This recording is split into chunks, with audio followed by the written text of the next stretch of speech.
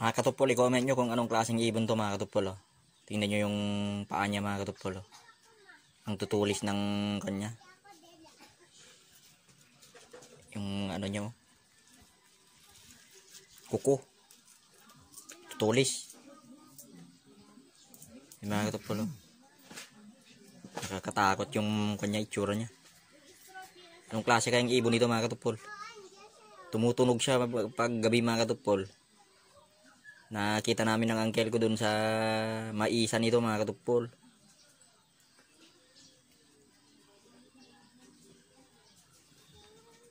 Hindi gaano makalipad mga katupol nung nakita namin. Pero tingin ko mga ano pa to mga katupol, baby pa ito.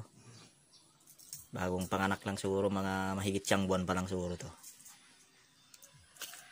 Mga katupol oh. Comment mo nga mga katupol kung anong klaseng ibon to. Yan oh.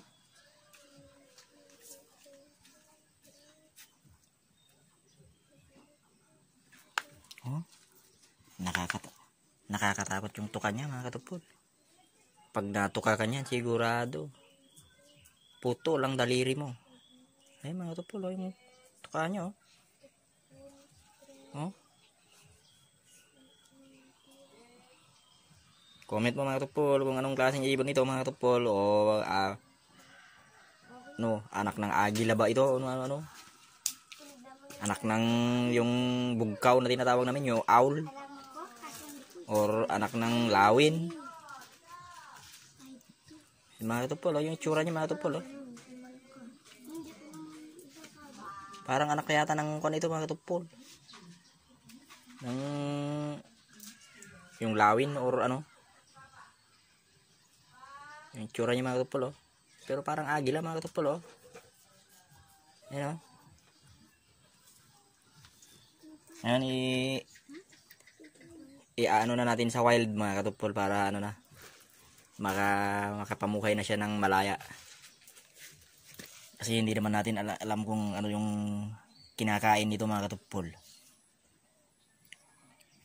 Nakita lang namin kasi sa maisan nito mga katupol, magano kami ng kalabaw ng uncle ko.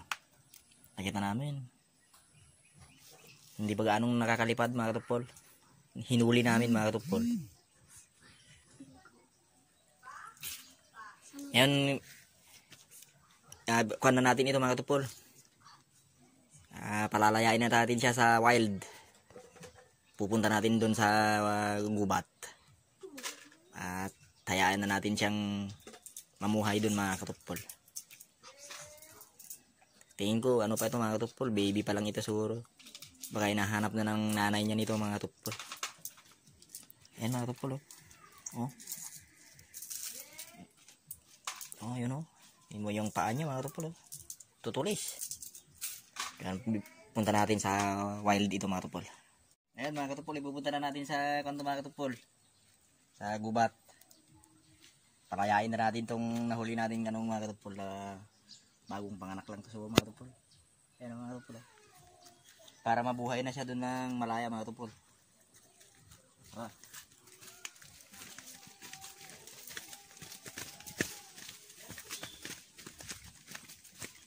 Bitawan natin doon sa wild. Dito, mga katupol.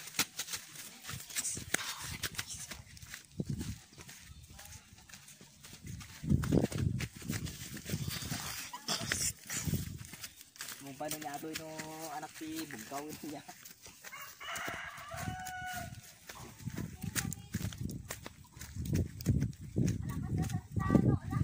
Iba ng minsan eh. Ngayon, pakakawalan natin dito mga katupol. Dito sa gubat ngayon mga katupol, masukal na yan. Pakakawalan natin dito mga katupol. Saka dito na siya mamuhay. Baka sakaling makita pa niya yung nanay niya. Baka nawala lang ito siguro doon mga katupol. Kaya nakita namin na nawalay sa mama niya siguro mga katupol. So bitawan natin siya dito sa may wild mga katupol. Yung wala nang ganong makakakita sa kanya na aso, gano'n. O mga bata. At piliin siya.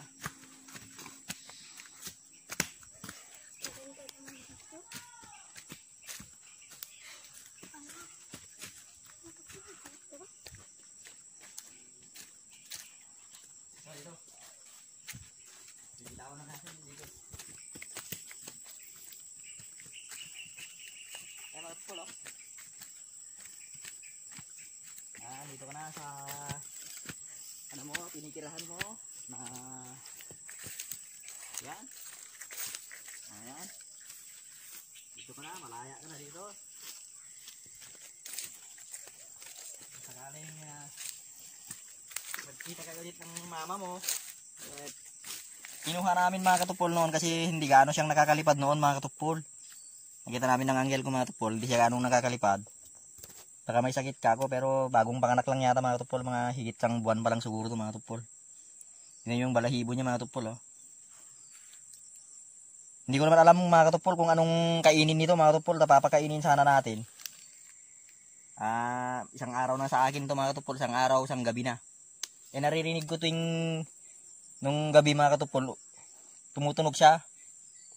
Yung tunog niya yung ganun lang yung tunog niya mga katupol, yung tunog niya. Pero tuwing gabi lang siya tumutunog mga katupol. Kaya kagabi mga katupol tumutunog siya. Tumuhuni siya.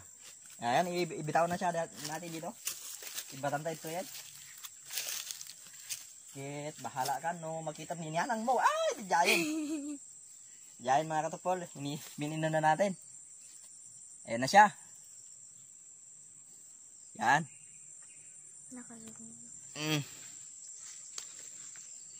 Malaya ka na, malaya ka na. Sana makita mong mama mo. Yan, dito ka na sa wild, yan. Liparin mo na itong kagubatan dito. Bye-bye. Bye-bye. Bye-bye. Bye. Ayan na mga katupol. Tignan natin kung aalis mga katupol. Mukhang mahina pa siya mga katupol, hindi pa sa ganong nakakalipad. Nakakaawa mga katupol, oh. Hinahanap niya yung nanay niya mga katupol, naririnig ko kagabi mga katupol. Yung tunog niya, parang umiiyak siya mga katupol. I-comment nyo mga katupol kung anong klaseng ibon ito mga katupol, kung anak nga ba ito ng owl o anak ng lawin o anak ng agila ba ito mga katupol. I-comment nyo nga dyan sa comment section mga katupol kung anong klaseng ibon ito. So hanggang dito na lang mga katupol. Pahala ka na dyan, owl or ano ka. Iwan ka na dito. Sana makita mo ang mama mo.